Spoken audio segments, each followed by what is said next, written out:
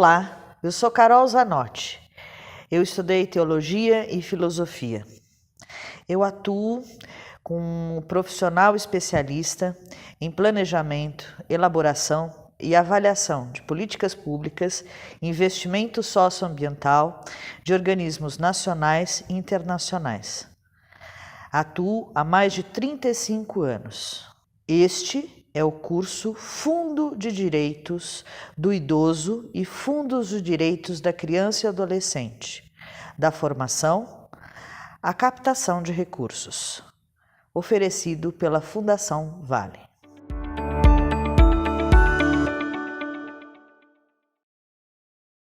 Os conselhos de direitos são estruturados em conformidade com as normatizações de cada área de direito, ou seja, no caso do Estatuto da Criança e do Adolescente, é onde se baseia os conselhos de direitos da criança e do adolescente. E o Conselho do Idoso está baseado dentro do Estatuto da Pessoa Idosa. Quem rege a regulamentação das políticas nacionais são os conselhos nacionais de direitos, tanto da criança e adolescente quanto do idoso. Esses conselhos, eles têm a sua estrutura tanto no nível nacional quanto estadual, distrital, no caso do Distrito Federal, e municipal, ou seja, todos os territórios têm estruturas que são regidas por esses estatutos. A regulamentação nacional é fruto de conferências estadual, federal, distrital e municipal. Essas conferências, elas são obrigatórias e têm uma periodicidade segundo as resoluções tanto do CONANDA, no sentido da criança e do adolescente, quanto do CONDI, no sentido da pessoa idosa. Essas conferências, elas devem ter a participação não só dos conselhos, mas de todo o sistema de garantia de direitos da criança e adolescente, com os quais a gente já conversou. Internamente, os conselhos também têm uma estrutura organizacional, que é baseada em uma relação de documentações que precisa periodicamente estar sendo revista, além de ser revisitado também periodicamente os diálogos sistêmicos intersetoriais. Ou seja, os conselhos municipais, estaduais e federal devem conversar entre si para que as regulamentações das estruturas internas também possam estar cada vez mais alinhadas. Nesse módulo, nós vamos ver um pouquinho como assegurar os processos de garantia de direito através dessas documentações, desses processos, desses diálogos intersetoriais.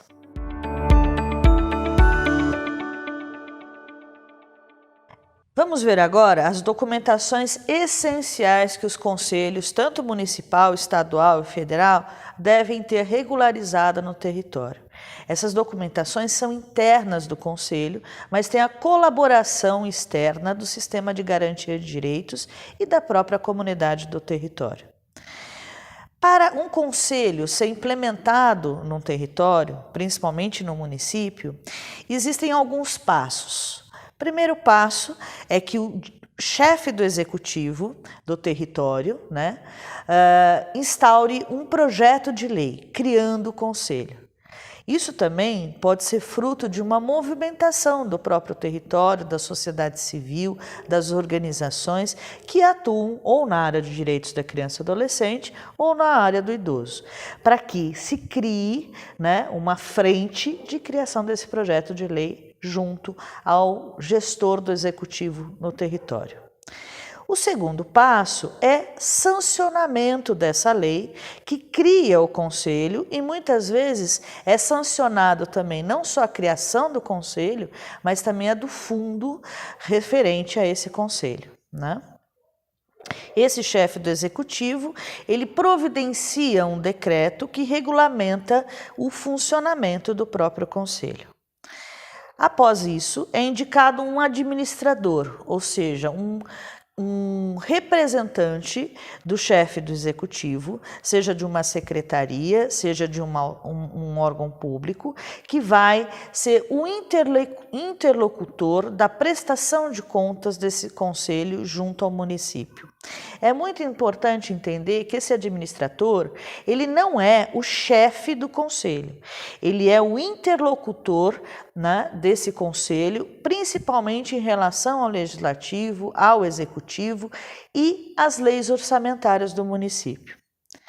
Após isso, criado, esse administrador também faz a abertura de uma conta bancária que é chamada de conta especial. Essa conta especial, ela está dentro da lei orçamentária de forma especial. O que significa isso?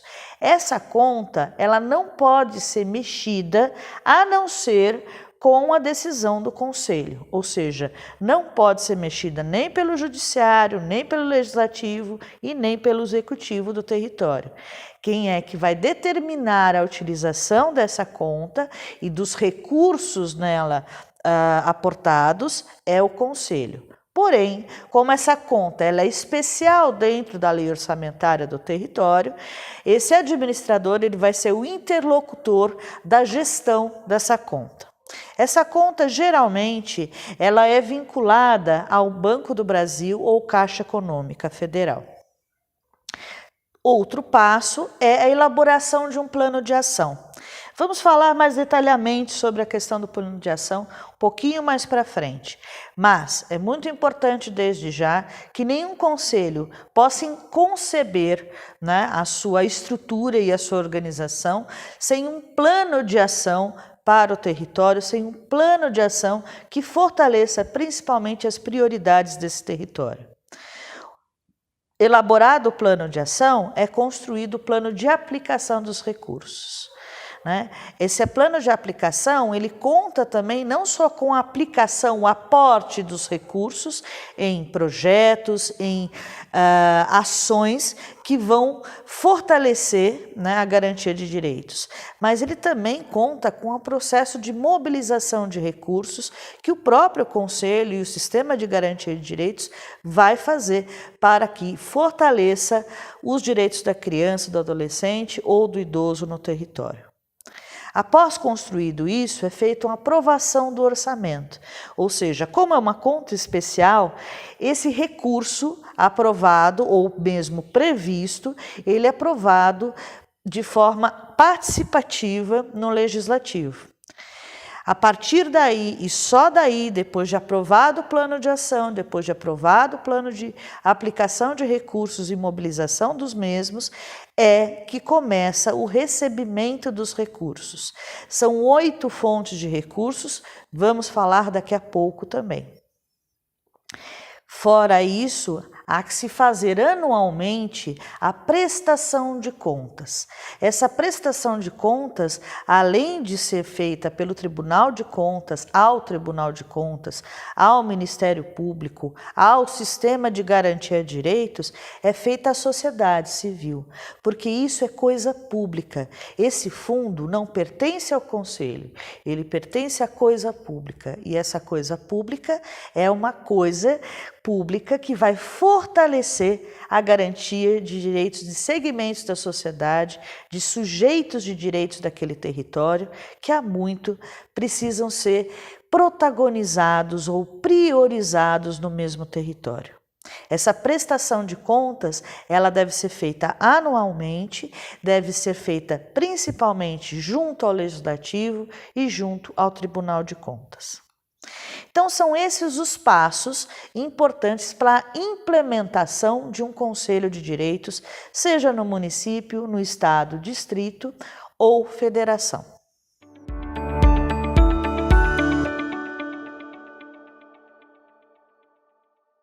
Ora, após a implementação do Conselho, os conselhos, juntamente com o Sistema de Garantia de Direitos, precisam ter essa regulamentação periodicamente revista. Quais são as principais documentações que o Conselho precisa estar mantendo, né, ativa? Primeiro e fundamentalmente, o diagnóstico situacional do Sistema de Garantia de Direitos no território. Quando eu falo de território, muitos municípios, por exemplo, acabam fazendo esse diagnóstico de forma intermunicipal.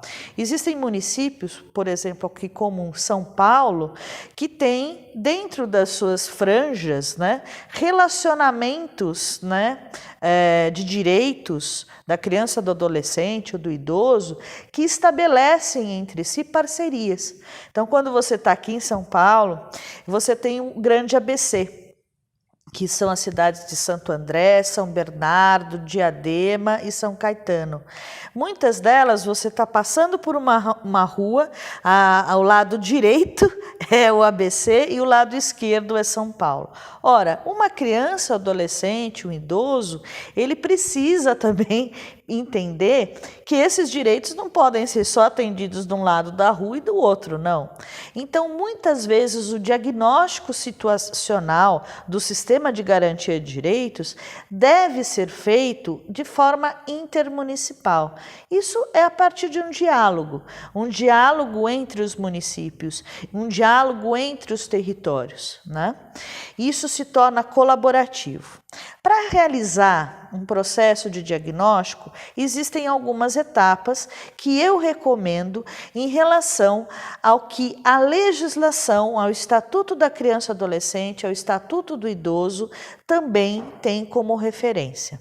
Primeiro, a composição de uma comissão intersetorial, que foi o que eu disse, não só intermunicipal, mas também intersetorial, ou seja, principalmente com representações de secretarias, no caso de saúde, educação e assistência social. Secretarias que eu digo que são os grandes tripés de sustentação do sistema de garantia de direitos. Além disso, a sociedade civil também em várias esferas, vários campos de causa de atuação para esses segmentos de direitos, também podem fazer parte dessa comissão. Ou seja, essa comissão ela é formada pelo Conselho de Direitos da Criança e Adolescente e pelo Conselho do Idoso. Pode-se chamar outros participantes do sistema de garantia de direito para fazer parte dessa comissão intersetorial. A partir daí, se estabelecem os responsáveis, né? Quem vai ser os objetos de colaboração de diagnóstico situacional. Quando falamos de diagnóstico situacional, estamos falando de um diagnóstico dentro de um cenário atual. Com mais dados de cenário atual, nós podemos fazer exploração de cenários futuros, onde a gente consegue, inclusive, dentro das prioridades do município, do estado ou mesmo da federação, estabelecer processos muito mais assertivos. Outro documento importante é o regimento interno. Os conselhos têm que ter os regimentos internos elaborados e aprovados pelo legislativo. Quem elabora o regimento interno é o próprio conselho. Porém, quem aprova esse regimento é o conselho e é muito importante também ser mandado, no caso dos municípios, para a Câmara, no caso dos estados e da federação, para os representantes, para os espaços de representação do legislativo. Um regimento interno tem uma estrutura funcional mínima, onde ele vai apresentar qual é essa estrutura do conselho mínima de forma paritária para atuar naquele território.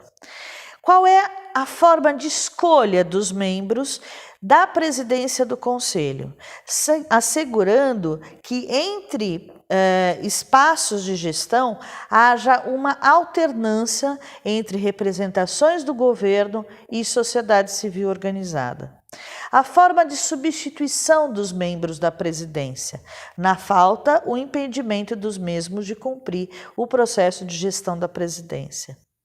A forma de convocação das reuniões ordinárias e extraordinárias dos conselhos de direitos, que não são só baseadas em você colocar num estabelecimento público a convocação, mas elas também podem ser divulgações para que a sociedade civil possa estar ciente, né? E eu digo sociedade civil, não só os participantes do conselho, mas a própria comunidade do território possa estar ciente dessas reuniões.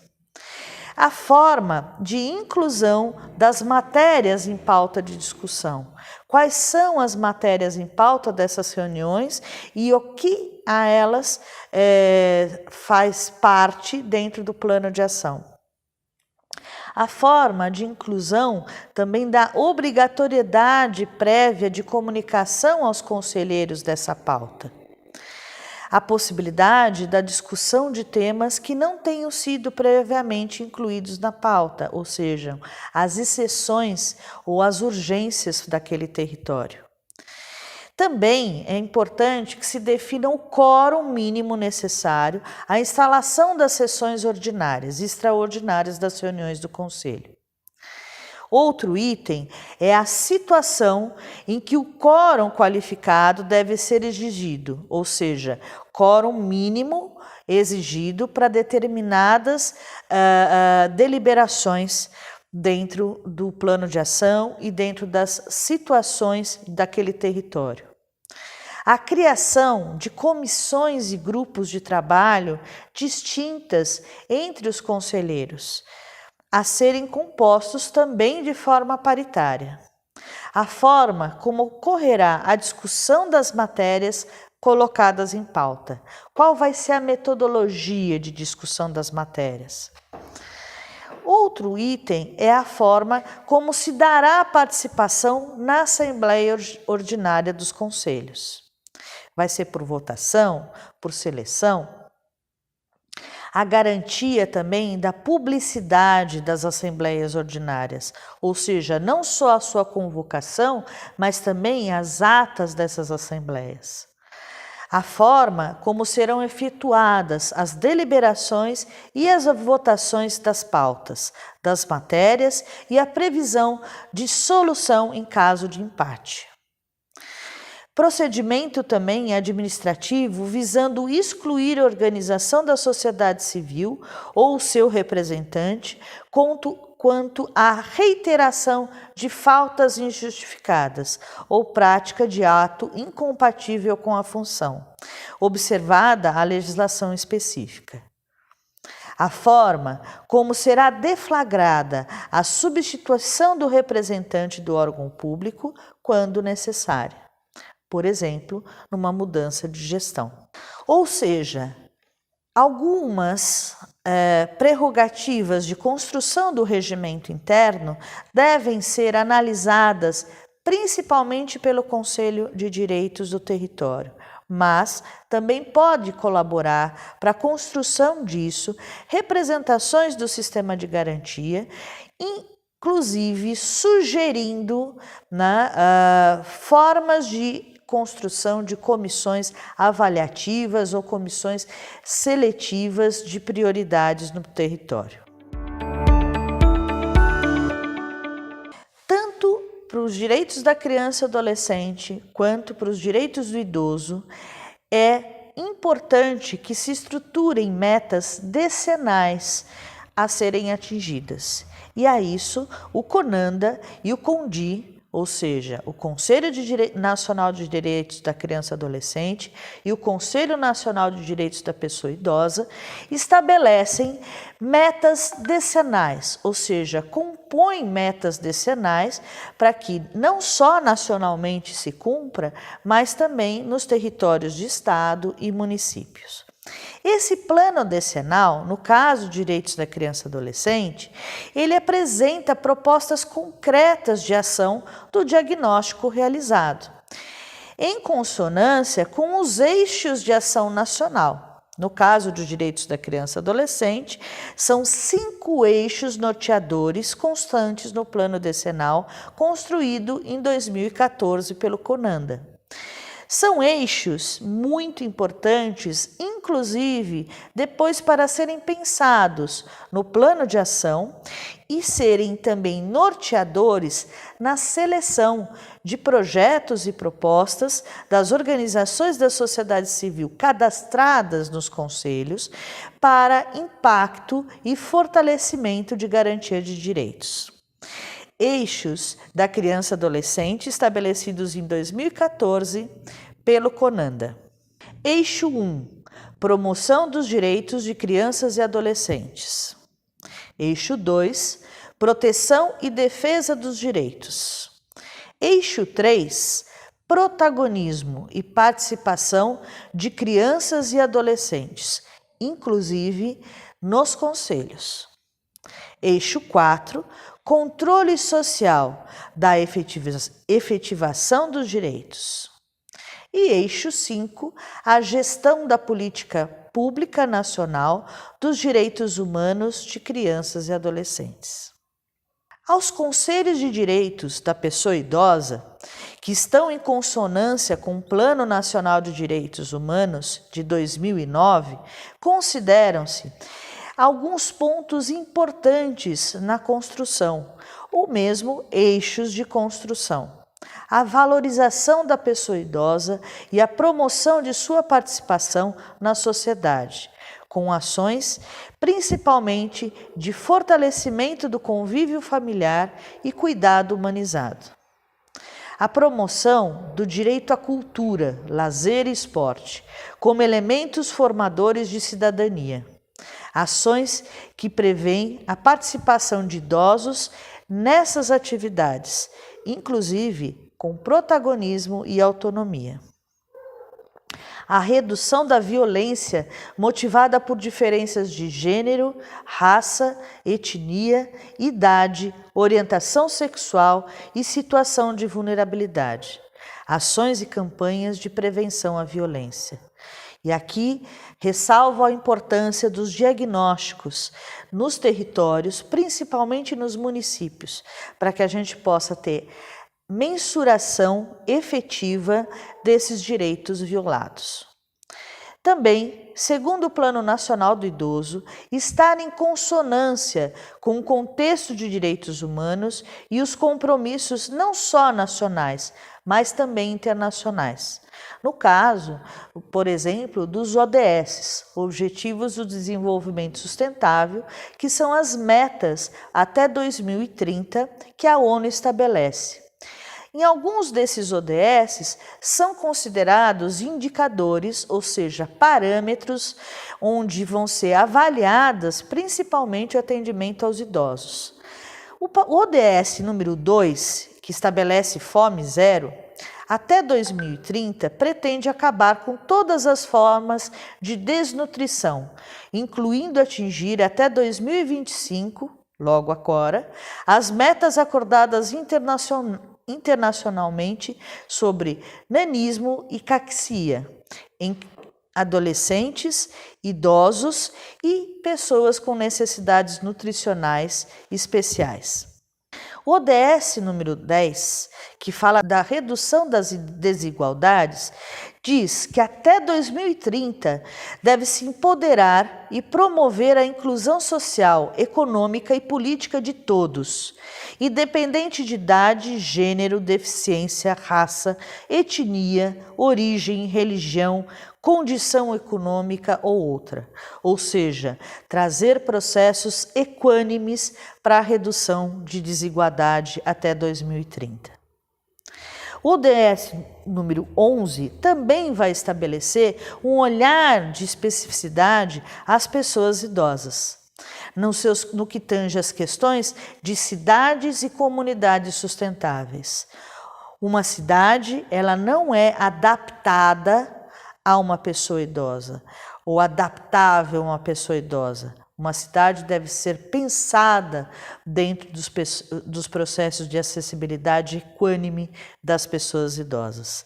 E isso é um olhar específico até 2030, proporcionando um acesso universal a espaços públicos seguros, inclusivos, acessíveis e verdes, particularmente para mulheres, pessoas idosas e pessoas com deficiência. Ou seja, pensar em pessoa idosa, e hoje essas prerrogativas internacionais estão baseadas também no Plano Nacional de Direitos Humanos de 2008, eles acabam complementando os olhares e as singularidades detalhadas diante desse segmento da sociedade.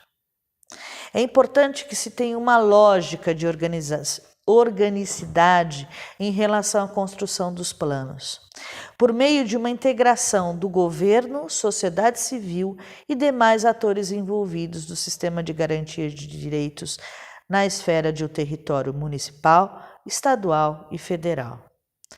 É importantíssimo obedecer que, dentro dessa lógica, um cronograma seja permanentemente avaliado, entendendo estratégias, indicadores, meios de verificação singularizados com a realidade desse mesmo território. Ou seja, o plano decenal de direitos da criança e do adolescente, o plano decenal de direitos da pessoa idosa, seja no município, no estado ou na federação, eles são as bases, de normatização e priorização estudadas a partir dos diagnósticos para que o fortalecimento de garantia de direitos aconteça de fato.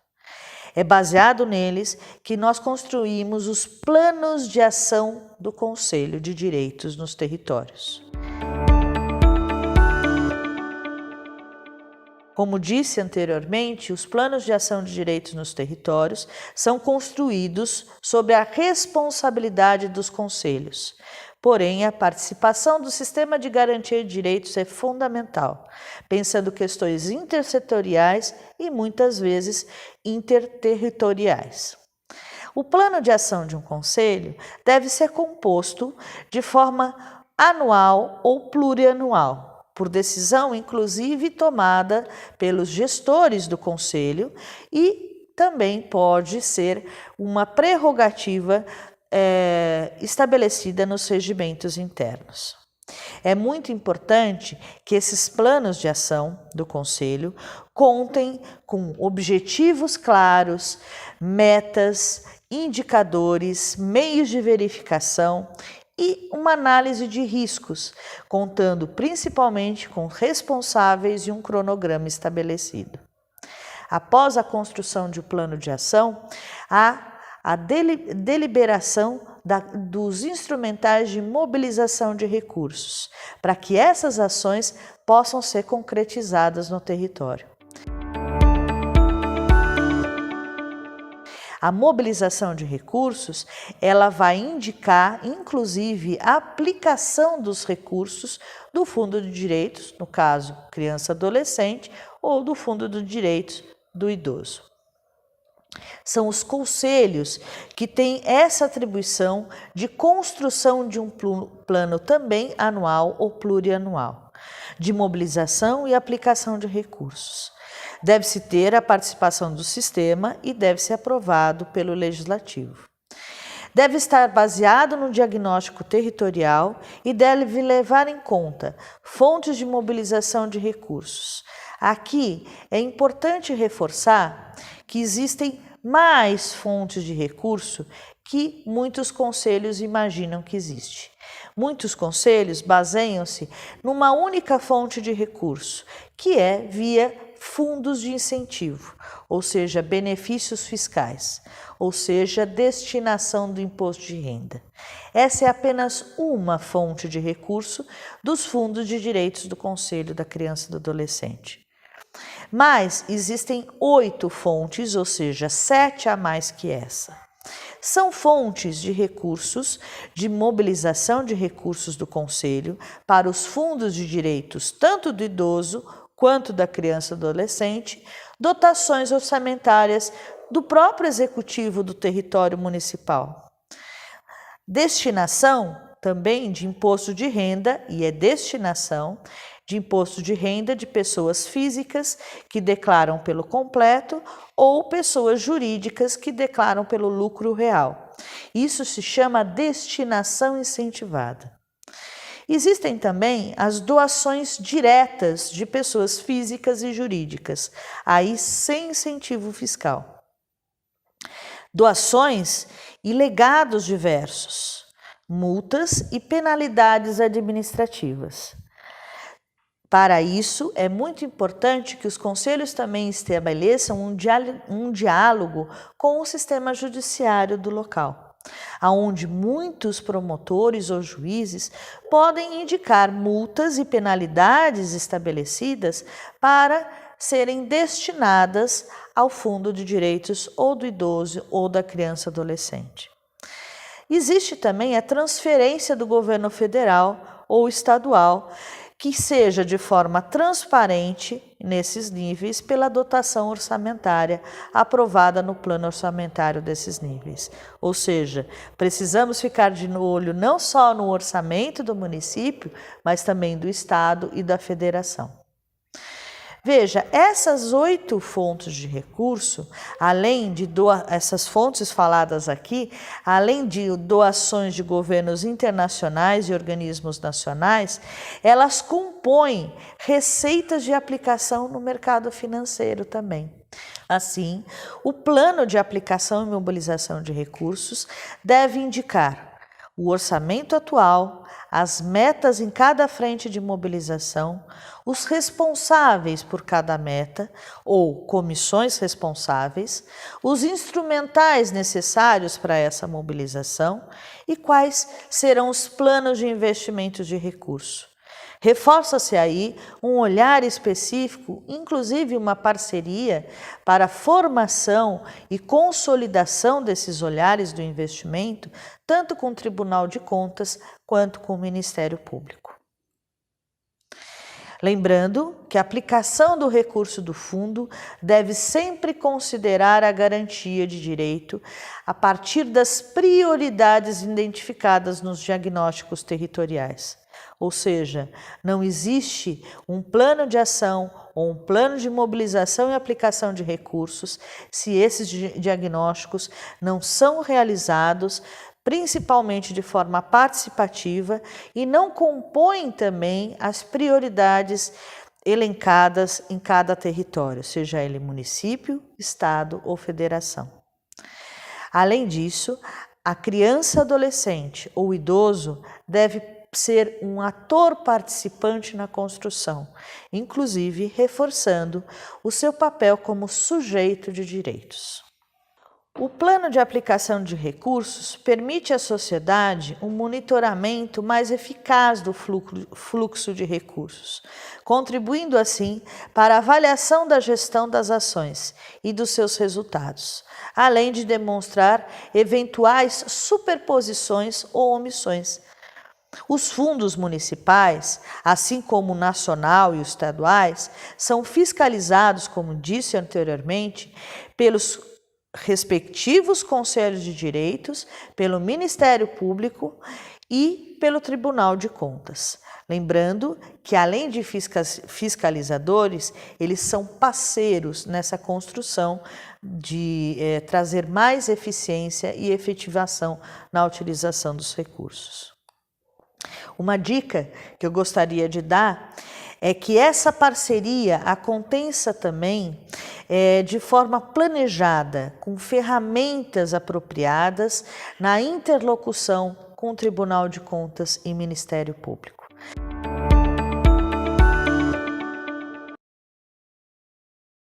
Vamos falar agora da criação de instrumentais de monitoramento e avaliação do Sistema de Garantia de Direitos, tanto da criança e adolescente quanto do idoso. É imprescindível que os conselhos se preparem, inclusive por conta da sua própria atribuição, para ações eficazes de monitoramento e avaliação de processos, não só internas do próprio conselho, mas também de o quanto que elas estão sendo efetivadas por todos os outros atores do sistema de garantia. Importante salientar que esse processo de monitoramento e avaliação deve envolver todos os atores, não só do sistema de garantia de direitos, mas também formar um legado na comunidade para que o entendimento da sociedade, o entendimento das pessoas do território, da população, passe a ser atribuído à questão da garantia de direitos como protagonistas desse monitoramento.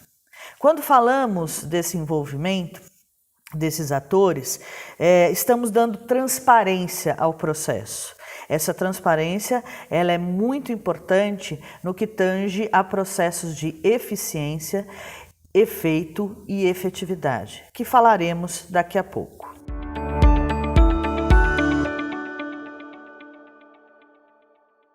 Os conselhos de direitos são formados de forma paritária, ou seja, de uma igualdade quantitativa, tanto por parte do poder público, representações do poder público indicadas pelo executivo do território e representações da sociedade civil.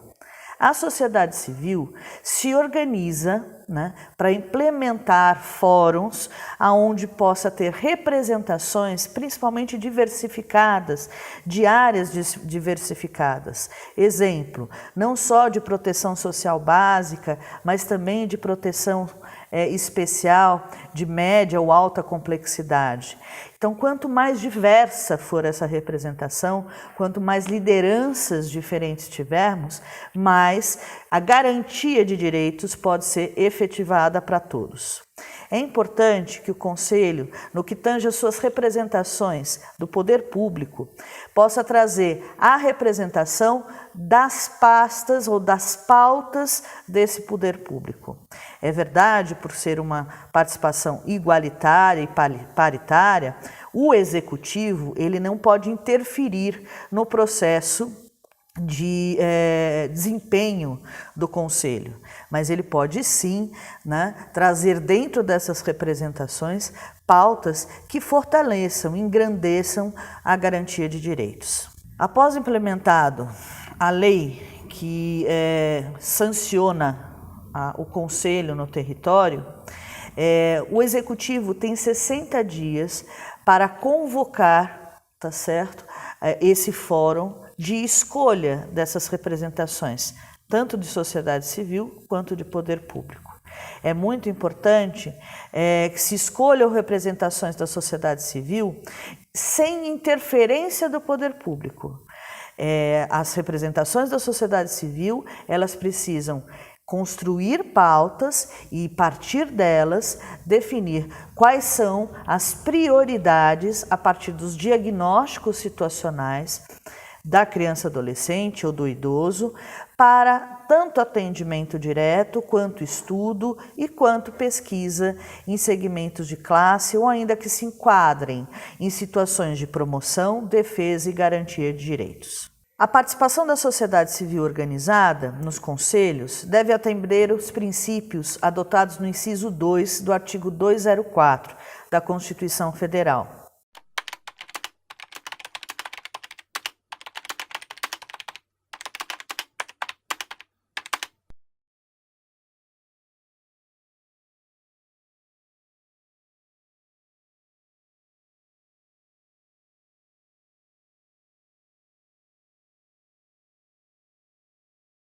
Ora veja, então os conselhos dependem de uma mobilização social e das lideranças locais para pautar as principais prerrogativas de garantia de direitos, reivindicando, mas também fomentando políticas públicas que tragam tendências e não ideologias, diversificadas para que todos possam ser atendidos.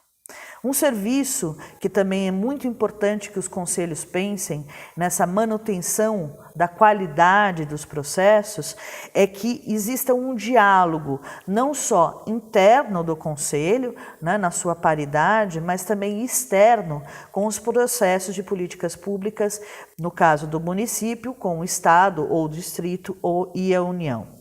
Ressaltamos aqui que cabe ao Ministério Público zelar pela efetiva implementação e funcionamento dos conselhos. É importante tratar o Ministério Público como um parceiro nesse processo, ou seja, a implementação dos conselhos de direitos e o acompanhamento, monitoramento e avaliação da eficácia das suas ações deve ter não só como fiscalizador, mas também como parceiro o Ministério Público local.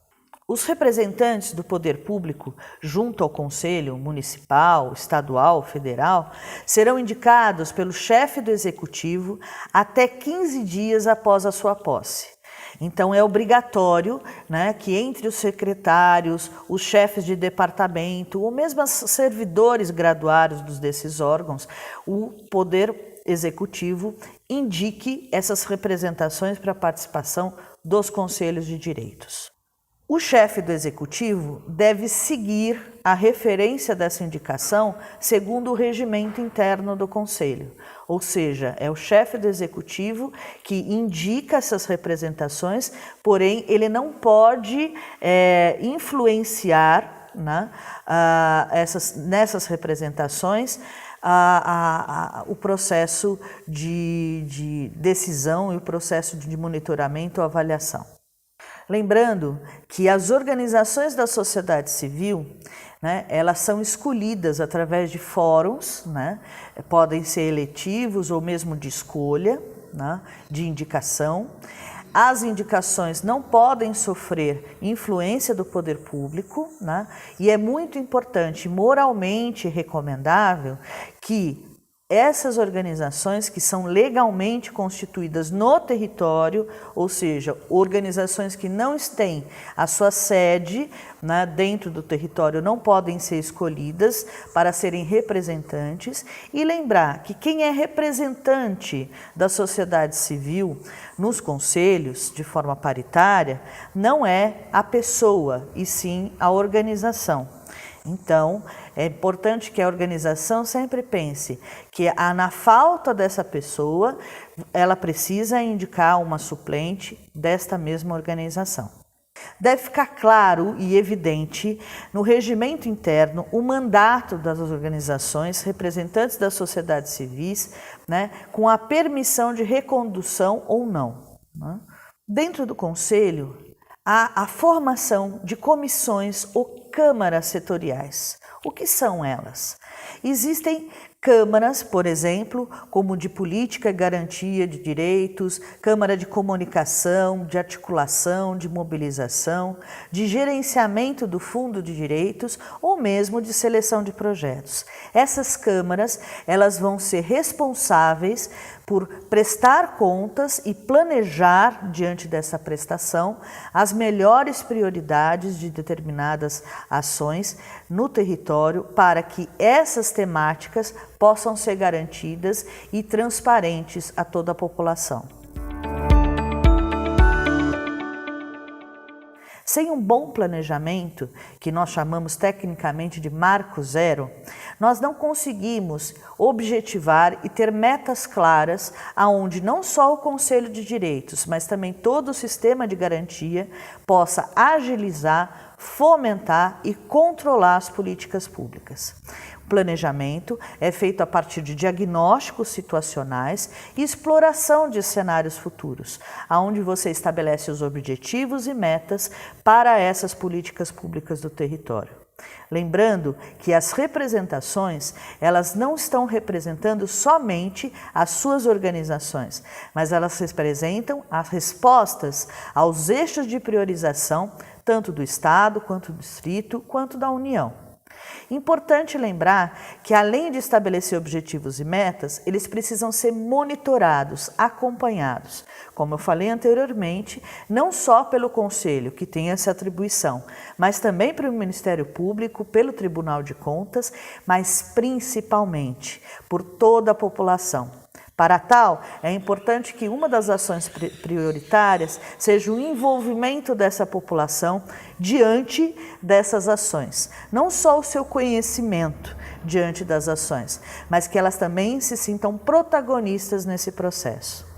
Após as ações, é imprescindível que se faça uma avaliação de resultado, ou seja, se esses objetivos e metas traçados foram atingidos ou não e como eles foram atingidos, inclusive para que possam ser referências em outros locais e territórios. Após os resultados, esses resultados precisam dialogar principalmente com a causa de cada segmento. A causa de cada segmento, seja criança, adolescente, seja idoso, já conversamos anteriormente, está baseada nos estatutos correspondentes a cada segmento. Mais que isso, elas são orgânicas e sistêmicas, precisam dialogar tanto localmente quanto globalmente. Veja bem, o Conselho de Direitos tem em mão a possibilidade de trazer referências de boas novas para um território, população e cultura. Existe uma sistêmica de organização onde você pode ver na apostila como que você constrói tecnicamente ou um modelo técnico de construção de um plano ou de um processo, né, de planejamento, monitoramento e avaliação de processos.